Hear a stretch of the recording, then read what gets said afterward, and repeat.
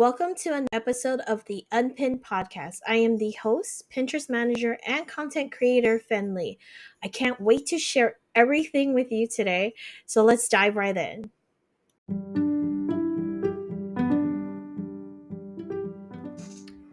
Hello, everyone. Welcome to the very first episode of my podcast. My name is Fenlee, and I am the owner of Just Fenlee. But I am the creator and now host of the Unpinned podcast. And a couple of things I do want to cover is that I wanted to do this podcast because I wanted this to be a resource to, business owners and bloggers to be able to have the knowledge that I have. Like, I want to share the knowledge that I have with all of you so that you can properly navigate yourself through Pinterest. And so, with that being said, we are on to the first topic of our episode, which is all about what is Pinterest, when and why would someone need a Pinterest manager? So, this is like the most common mistake that people make when they see Pinterest or when they hear about Pinterest. They're like, oh, that's a social media platform, right? And I can see why people would see it that way. However, here's rule number one. Pinterest is a visual search engine. It is not a social media tool. So the amazing thing about Pinterest is that even though it's like full of images and it has all these followers and following type of analytics on the profiles, that doesn't necessarily mean that it's a social media tool. So if we dig deeper into what Pinterest is, it's actually a really amazing resource for any business owner.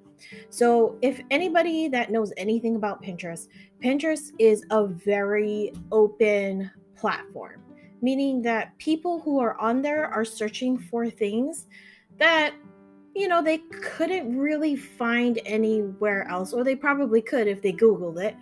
But Pinterest makes it more personable by making it tailored to whatever the interests of the user is.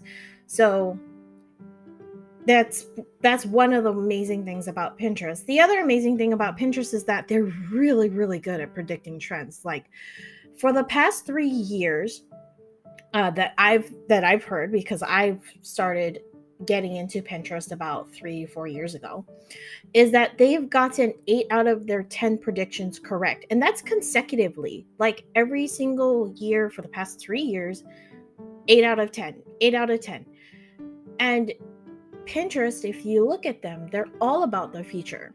They've never been about what's happening now or what happened in the past, all about things that are happening in the future. And so they were able to make these wonderful, pretty accurate trend predictions. And if you are looking to use Pinterest as a resource for potential trends, you can actually do that. So I'm going to just give you a quick little tip hack, or I don't know, whatever you want to call it, a Pinterest help, Pinterest tip hack from a Pinterest manager, is that if you have a Pinterest business account, you actually have access to these Pinterest trends. All you have to do is go to your analytics tab, and under those options, there's one that says trends. Hit that button and it's going to take you to a page where it will break down for you what is the surging trends for Pinterest that week. You can also look into what you would like, to know if there's any kind of chart or thing or searches for a particular type of thing.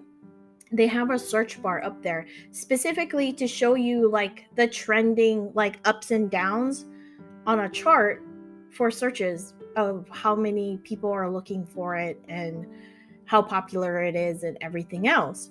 But the way that this first page goes is that it gives you the top thing of the week, and then it will break it down by popular categories. So in this particular case, to Pinterest, popular categories include fashion, food and drinks, beauty, home decor, and travel.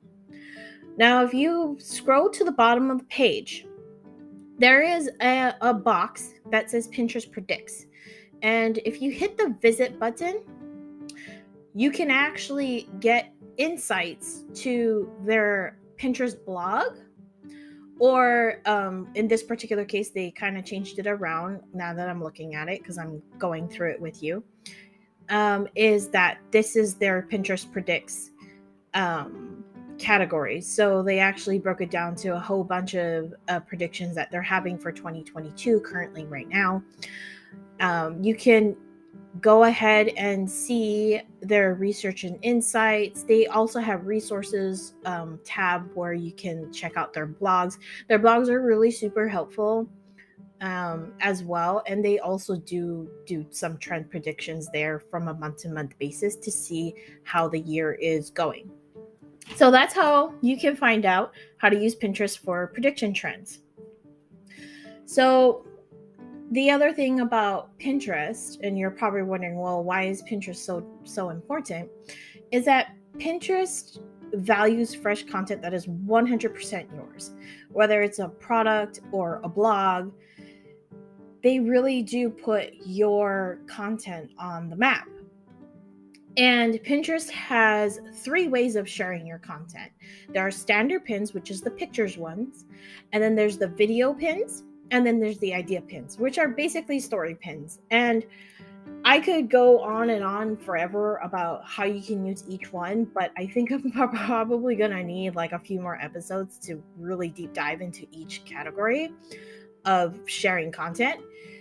But other than the fact that there are many ways to share that content, there are also many ways to optimize the use of Pinterest for you as a business owner or a blogger. And like I said, I'm going to have to take a deep dive into it with other episodes with you. So I hope you stick around for however many episodes it will take for me to actually get down to the nitty-gritty of how to optimize each of those contents for your benefit on Pinterest. But I do want to cover one major key component on Pinterest, which is how users are able to find your content on Pinterest. And you probably either had a passing thought about it or have thought about it, but don't understand how Pinterest works. So therefore, that's the reason why your Pinterest strategy isn't working, or your social media strategy isn't working, because Pinterest isn't a social media. Like I said, it is a visual search engine. So naturally, it's going to require SEO keywords everywhere. I'm talking on your pin titles, your pin descriptions, your bio, your board names, and even your board descriptions. Even the file names need to have an SEO keyword in there or something to describe whatever it is that you're sharing. Now you're probably thinking to yourself, oh my God, this is like Google all over again. But hang tight, you guys. I really do want to do an episode on how Pinterest can actually grow your business faster than Google. And I actually did have a workshop prior to this all about it, but I can't wait to share it with you on this podcast. Moving on. So you're wondering, well, okay, so Pinterest is full of a bunch of images and whatnot. That's great, but how does it work? Like, why does this concept even work? Let's put it this way. When people are looking around for shopping for things to purchase or to buy into, there's not really an image attached that describes whatever it is to satisfy the consumer. And when you create a capturing image with a solid link to lead them into, do you understand like how powerful that is? Like, an image can be processed by the brain in like 3/4 of a second, something like that. And that is amazingly fast. Like, for someone to take a quick look at a picture and get an idea of what it is or what it's about is really an amazing thing about the human brain. But I digress. Images are really good at capturing a consumer's attention. Now, naturally, an average attention span from a consumer is like 8 seconds. So if you got their attention in like 3/4 of a second with an image, and you grab that attention and you're basically trying to pull them in some more, you have another 7 and 20.25 seconds to do so. So you have all that time to sell them on whatever it is that you're selling, whether it's a product, a blog, your services, whatever it is, you have all that time. And that is why Pinterest works so well. It's so effective because those images really do help sell your brand, sell your service, sell your product. It really does help because some people just don't know what they're searching for until they see it like flat in their face, right? So then here comes the ultimate question. All right, so you're like, all right, well, Pinterest sounds great and everything. I'm on Pinterest. I want to do my own thing. Or you're like, I have no idea what to do with Pinterest. Do I even need a Pinterest manager? Do I need that kind of help, like a social media manager type of help? And so to answer this question, and it's a very fine line that I'm answering this question, because it does boil down to you, right? The main point or the main answer to this question is, where are you? Like, financially, can you afford it? You know, do you want it? Like, if you're not open-minded and you're not wanting it, you're probably not going to get the results that you need from a Pinterest manager. So here's my I would call it my Band-Aid answer, but it's not really a Band-Aid. It's just a general answer. And what it is that Pinterest requires vast knowledge from the user because it's constantly changing. I know that other social media platforms do change as well, but Pinterest has changed so much. Like, for example, and so quick too, because this is just one example, and it can kind of sort of tell you how great of a change they can make. Like, they can just instantly flip a switch and it's off. So last year, in the beginning of last year, they were using hashtags. People were kind of speculating if it was a test run or an experiment or something of some kind. But at one point, using hashtags was a crucial part in your Pinterest marketing strategy. And a lot of people were using it. And it seemed to have been working for some time. However, for some strange reason, and nobody could really explain what the reason was, and I do have a theory. So later on that year, and I want to say somewhere around late July, they completely phased it out. Like, it became like more of a permanent concrete thing, that it was now a waste of time and word space because it didn't help with showing up in the ranking results anymore. So you may or may not see a pin every now and then with a bunch of hashtags on them. And if you're wondering, well, why did somebody do that? That is the reason. It's because at one point in time, hashtags in pin descriptions were relevant. And then at another point, at a turn of a page, it wasn't. So my quick theory on this is that I think what happened was, when a lot of users on Pinterest uses the search bar. Like, they actively use the search bar when they're looking for something. And I want to say what happens is, most of the time when people are typing in the search bar, they're not necessarily using a hashtag. That is my theory.